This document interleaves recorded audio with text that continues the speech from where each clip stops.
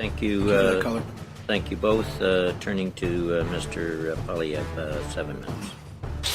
Yes, according to public records, the Minister of Finance met with SNC Lavalin representatives after the. Actually, Mr.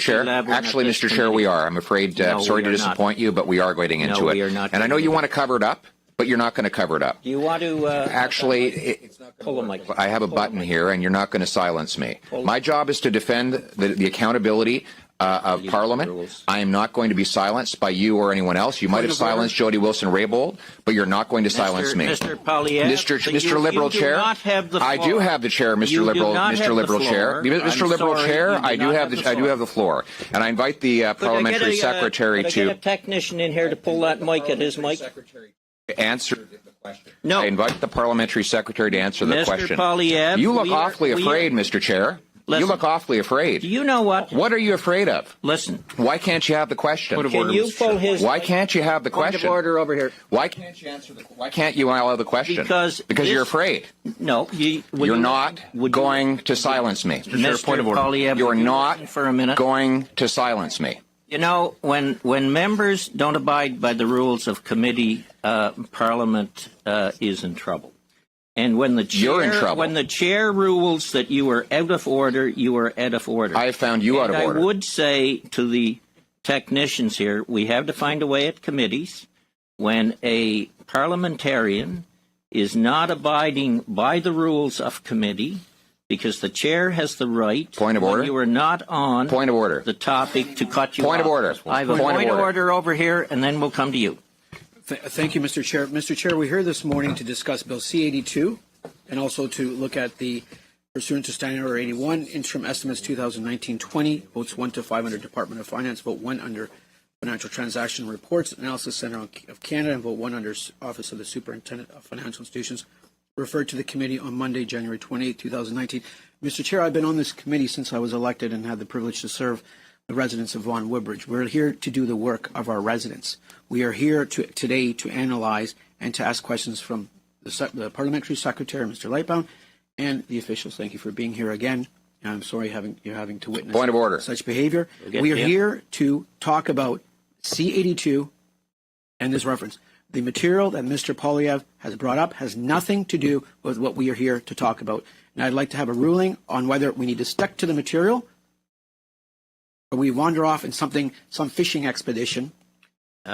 Okay, you're getting a little beyond two. Mr. Polyev, point of order, and then Mr. Massey, point of order. Ironic, isn't it, that Mr. Sorbera only wants to talk about the tax treaty now? Because a moment ago, he talked about numerous subjects that aren't in the treaty. He talked about unrelated tax policies. He talked about infrastructure projects. He talked about child benefits. He talked about a tax credit for workers. He talked about the small business tax rate. None of those things are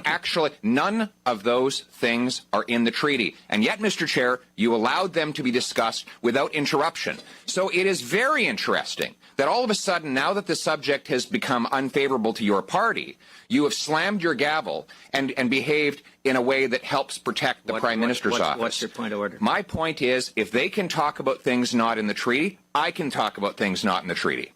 Now, Mr. Sabera, on his comments, talked about issues that are relative to the general finances and the estimates. Mr. Massey.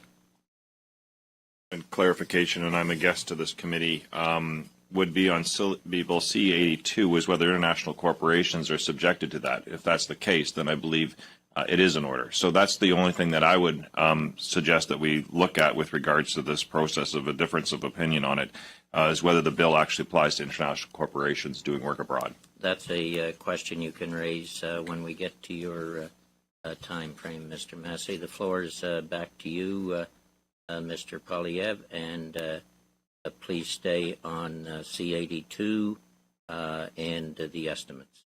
There is a. I know you're trying to say that I'm trying to shut this down. No, I'm not.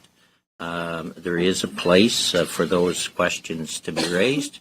There's appropriate committees if it goes before it in terms of that issue. I believe the Justice Committee is dealing with this issue. And there's also the House of Commons where you can raise anything that you desire to raise. But this hearing today, as it states on the order, is on C-82 and the estimates, and the estimates are quite broad in terms of the finances of the nations. We have a deputy minister here as well with Mr. Lightbound and other officials. So the floor is yours, and if we can stick to that, it'll be great.